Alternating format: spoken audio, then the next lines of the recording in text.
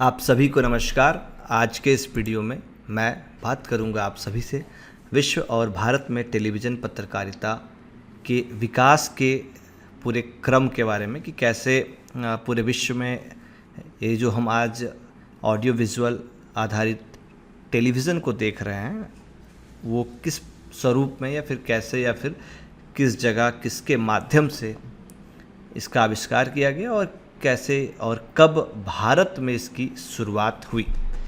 तो सबसे पहले मैं आप सभी को बताना चाहूँगा कि जो टेलीविज़न आज हम देख रहे हैं इसका स्वरूप या स्ट्रक्चर या इसका जो फिजिकल अपीयरेंस है वो बिल्कुल भी ऐसा नहीं था। आज हम एनालॉग डिजिटल उससे ऊपर एलसीडी के ऊपर एलईडी और आज के डेट में और भी उससे कई अपर लेवल की टेक्नोलॉजीज़ आ रही है जिसमें एयर में भी कुछ चीज़ें हम देखने की चीज़ें देख सकते हैं, जिसमें से एक स्वरूप आप प्रोजेक्टर का भी देख सकते हैं। तो आज से कई साल पहले या फिर कह सकते हैं 100 वर्ष से भी ज़्यादा पहले 1924 में टेलीविज़न का आविष्कार किया गया था और ये जो आविष्कार है वह जॉन लोगी बेयर्ड नाम के एक स्कॉटिश इंजीनियर थे जिन्होंने किया था। और आज के डेट में हम जिस तरह की इंजीनियरिंग की पढ़ाई को देख रहे हैं बीटेक के बारे में मैं बात करना चाहूँगा कि बीटेक में इंजीनियरिंग की पढ़ाई के अलावा एक BTech student pass out student वो अन्य सभी चीज़ें सीख कर आता है, जिसमें से वो सिंगिंग होता है, डांसिंग होता है, बला बला बला बला चीज़ें होती है, लेकिन वो इंजीनियरिंग नहीं सीख पाता है। यहाँ पे मूल कारण जो ये होता है आप देख सकते हैं, समझ सकते हैं, क्योंकि ये एक होड़ मचा था या फिर अभी भी है जहाँ पे 12th के बाद क्या करना, या तो डॉक्टर या तो इंजीनियर, और लोग उस दिशा में चलते चले गए, है ना। तो ये जो प्लेटफॉर्म है या फिर ये जो सब्जेक्ट है या फिर इस तरह के जो सब्जेक्ट्स हैं जैसे कि मास कम्युनिकेशन, इंजीनियरिंग, ये स्किल बेस्ड सब्जेक्ट्स है और इसमें आपकी अपनी इंटरेस्ट जब तक नहीं होगी तब तक आप यहाँ पर सिर्फ एक कागज़ लेके आ पाएंगे जहाँ पे डिग्री होगा, नाम होगा और आप पास्ड आउट स्टूडेंट कहलाएंगे, लेकिन आपके अंदर वो प्रतिभा नहीं होगी। तो बहरहाल ये विषय इसलिए रखा क्योंकि यहाँ पे एक इंजीनियर ही है जो कि, या फिर आप उतना भी मत समझिए, आज दुनिया में जितने भी आविष्कार आप देख रहे हैं या फिर देखते आ रहे हैं या फिर आगे भी देखेंगे वो आविष्कार के आविष्कारक आपको इंजीनियर्स ही मिलेंगे। और अगर आप मेडिकल साइंस के क्षेत्र में देखेंगे तो उसके आविष्कारक आपको डॉक्टर ही मिलेंगे, क्योंकि ये जो बीड़ा है और ये फिर ये जो काम है उन्हीं के कार्य क्षेत्र का होता है। जैसे कि मैं आपको बताना चाहूँगा कि हम अगर कोई चीज़ जानते हैं या हम किसी चीज़ के क्या कहते हैं अध्येता होते हैं, खासकर हम स्कॉलर होते हैं, स्टूडेंट होते हैं, तो हमें ये पता होना चाहिए कि हमारी जो क्षमता है, हमारी जो काबिलियत है या फिर हमारे जो कर्तव्य हैं, हमारे जो दायित्व हैं वो क्या है क्या नहीं है। जब एक विद्यार्थी को ये नहीं पता होता है कि उसके विद्या के ग्रहण करने से लेकर कह सकते हैं समाज में जाकर अपने विद्या के आधार पर सेवा प्रदान करने के बीच में उसके क्या क्या अधिकार हैं, क्या क्या कर्तव्य हैं, क्या क्या दायित्व है, क्या क्या सीमाएं हैं, ये नहीं पता होने के कारण वो कई ऐसे चीज़ों से वंचित रह जाता है और कई ऐसे कह सकते हैं कि सुविधाएं उनको नहीं मिल पाती है और कैसी ऐसे पीड़ा या फिर कई ऐसे दबाव वो सह लेते हैं। तो हम किसी और दिशा में चले गए थे, ये एक भटकाव की स्थिति थी। फिलहाल अब आते हैं विषय पर। तो टीवी का आविष्कार जो है वो एक स्कॉटिश इंजीनियर जॉन लेगी बेयर्ड ने किया था, जो कि 1924 में ही हो गया था।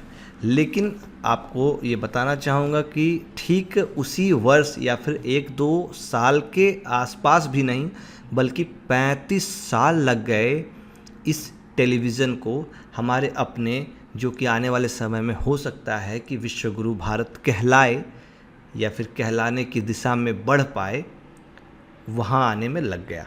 35 साल का समय लगा। 1924 में यह आविष्कार होता है, लेकिन जो टेलीविज़न है वो 1924 में नहीं बल्कि उसके बाद 35 वर्ष के बाद वो यहाँ पे आता है। ठीक है, अब मैं आपको आगे लेके चलता हूँ इसी दिशा में और आपको थोड़ा सा विकास के क्रम में, तो आपको जानकर हैरानी होगी और खुशी भी हो सकती है कि अब आप जिस कलर टेलीविज़न को देख पा रहे हैं, ठीक उस वक्त आपको पता भी होगा पहले ब्लैक एंड वाइट था, उसके बाद कलर आया, चाहे वो फ़ोटो की बात हो चाहे वो वीडियो की बात हो, दोनों में ये सीन था। लेकिन कब आया? 1927 में फ्रांस वर्थ ने दुनिया के पहले वर्किंग टेलीविज़न का निर्माण किया था। ध्यान रहे आपको ये साल और ये टर्म कि निर्माण किया था, ठीक है। उन्होंने बना जरूर दिया था, लेकिन उसी कलर टेलीविज़न को 1 सितंबर 1928 को 1928 को प्रेस के सामने प्रेजेंट किया गया, या फिर एज ए प्रेस कॉन्फ्रेंस उसे लॉन्च किया गया, आप कह सकते हैं, ठीक है। तो यहाँ पे 2 ऐसे ईयर्स हैं जो कि आपके लिए कॉमन है या फिर जो कि आपके लिए यूज़फुल है। एक तो 1927, दूसरा 1928। 1927 में निर्माण होता है कलर टेलीविज़न का और 1928 में जाकर ये प्रेस के सामने रिलीज़ होता है। वहीं अगर आपसे कोई टेलीविज़न के बारे में पूछे तो याद करने की बहुत ही अच्छी एक सुंदर स्थिति आप बना सकते हैं कि 1924, 1927 और 1928, ठीक है। चलिए आगे की ओर बढ़ते हैं। अब आपको मैं बताना चाहूँगा कि ये जो कलर टेलीविज़न का आविष्कार जो था वो कोई और नहीं किया, बल्कि इस कलर टेलीविज़न को एक रूप देने में जो योगदान दिया ये वही व्यक्ति थे जिन्होंने 1924 में टेलीविज़न का आविष्कार किया था, यानी कि जॉन लेगी बेयर्ड ने। यानी कि अब ऐसे समझेंगे आप, 24 में वो आविष्कार करने के बाद सो नहीं गए। उनकी जो जिज्ञासा है, उनके जो अपने अंदर की जो कहते हैं ना कि उथल पुथल है, वो चलती रही और वो कलरफुल टीवी की ओर बढ़े। उसके बीच में ज़रूर फॉन्सवर्थ ने ये कलर टेलीविज़न को लाया और वो किया, लेकिन कलर टेलीविज़न का आविष्कार भी इन्होंने किया और 1928 में उन्होंने ये किया। और जबकि पब्लिक ब्रॉडकास्टिंग जो है वो 1940 में हुई थी, ठीक है। आविष्कार हो गया, सब कुछ हो गया, लेकिन जन सामान्य के लिए पब्लिक डोमेन में कह सकते हैं आप, इस चीज़ को आने में इतना समय लगा और 40 में जाकर 1940 में जाकर पब्लिक ब्रॉडकास्टिंग स्टार्ट हुई, ठीक है। चलिए आगे की ओर बढ़ते हैं। अब आते हैं हम विश्व से अपने भारत पर। तो भारत में जो टेलीविज़न है वो कैसे आया, किस माध्यम से आया, कहाँ से आया? तो प्रेस सूचना ब्यूरो के अनुसार मैं आपको अब जो जानकारी दे रहा हूँ वो है, क्या है वो? यूनाइटेड नेशंस एजुकेशनल, साइंटिफिक और कल्चरल ऑर्गेनाइजेशन की सहायता से नई दिल्ली में 15 सितंबर 1959 को भारत में टेलीविज़न की शुरुआत हुई थी। कब हुई थी? 15 सितंबर 1959, ठीक है। किसकी सहायता से? UNESCO की सहायता से हुई थी। ये बात किसके आधार पे मैं कह रहा हूँ? ये आप कहेंगे प्रेस सूचना ब्यूरो ये बात कह रहा है। ये बात मैं या आप नहीं कह रहे हैं। कौन कह रहा है? क्योंकि अगर एग्जैक्ट रेफरेंस का आप कहीं पे भी किसी बात को कहने में यूज़ करेंगे तो उस बात की ऑथेंसिटी बढ़ जाएगी और उस बात का जो वेट है वो बढ़ जाएगा, ठीक है। तो इस तरीके से बातें रखना हमें अक्सर चाहिए। अगर हमें एग्जैक्ट रेफरेंस पता हो, अगर नहीं पता हो तब भी वहाँ पे एक शब्द जोड़ देना चाहिए। ये मेरे अनुसार बिल्कुल नहीं है, लेकिन जो ऑथेंटिक सोर्स है उसकी जानकारी वर्तमान में मुझे नहीं है, ठीक है। चलिए आगे बढ़ते हैं। ऑल इंडिया रेडियो के अंतर्गत टीवी की शुरुआत हुई थी और आकाशवाणी भवन में ही टीवी का पहला ऑडिटोरियम बना जो 5वीं मंजिल पर था। इसका उद्घाटन उस समय के महामहिम राष्ट्रपति डॉक्टर राजेंद्र प्रसाद जी ने किया था, ठीक है। तो ये भारत में आप टीवी पत्रकारिता कहिए या फिर टेलीविज़न कहिए, उसकी शुरुआत हो गई थी। चलिए और आगे बढ़ते हैं। अब आपके मन में एक जिज्ञासा होनी चाहिए, नहीं है तो बिल्कुल आनी चाहिए कि ठीक है टेलीविज़न आ तो गया, लेकिन उस वक्त क्या ऐसी चीज़ें थीं जो कि टेलीविज़न पर दिखाया जा रहा था, है ना। सवाल तो मन में आना चाहिए। तो क्या आज की जैसी ही जो चीज़ें हम टीवी सीरियल्स, न्यूज़ और तमाम तरह की चीज़ें या फिर फिल्में या फिर गाने देख रहे हैं, सुन रहे हैं, वही होता था?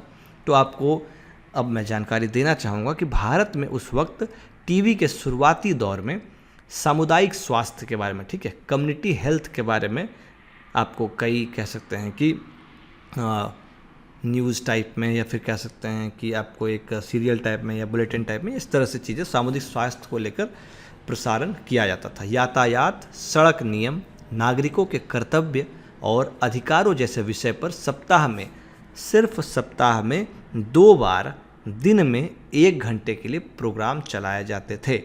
24/7/365 वाला जो कॉन्सेप्ट आज की डेट में हम लोग देख रहे हैं कि जब टीवी खोले तब चलना स्टार्ट उस वक्त ऐसा बिल्कुल नहीं था। सप्ताह में 2 बार 1 घंटे के लिए ही इन प्रमुख विषयों के इर्द गिर्द ही प्रोग्राम्स चलते थे। चलिए आगे की कड़ी में बढ़ते हैं हम लोग। 1972 में आते हैं और 1972 तक आपको ये जानकर खुशी होगी कि अमृतसर और मुंबई के लिए टेलीविज़न की सेवाएं शुरू हुई। कहाँ के लिए? ओनली अमृतसर एंड मुंबई के लिए टेलीविज़न की सेवाएं शुरू हुई, जबकि 1975 तक भारत के केवल 7 शहरों में ही टेलीविज़न की सेवा शुरू हुई थी। तो अब आप ये सोचेंगे कि मतलब ऐसा है कि 1975 के आसपास तक पूरे भारतवर्ष को टेलीविज़न का स्वाद लेने को बिल्कुल भी नहीं मिला था। और आपको ये भी जानकर हैरानी होगी कि ये 7 शहरों में ही टेलीविज़न की सेवाएं थी। तो ग्राम का कोई सवाल ज़्यादातर नहीं उठता है, ठीक है। वहीं भारत में कलर टीवी और राष्ट्रीय प्रसारण 1982 में यानी कि 1982 में स्टार्ट हुई थी। तो 1982 तक की भी अगर बात करेंगे तो बहुत ज़्यादा टेलीविज़न कह सकते हैं कि जन सामान्य या फिर मध्यम वर्गीय परिवार या फिर उससे नीचे की बात करें निम्न वर्गीय परिवार तक नहीं पहुंच पाया था। एक ये सरकारी तंत्र या फिर ऐसे उद्योगपति या फिर ऐसे लोग जो कि अधिकारी हैं और अन्य जगहों से जुड़े हुए हैं या सार्वजनिक स्थलों पर आप ही टीवी का आनंद उस वक्त ले सकते थे या फिर उसको एक झलक या फिर पहली नज़र देख सकते थे।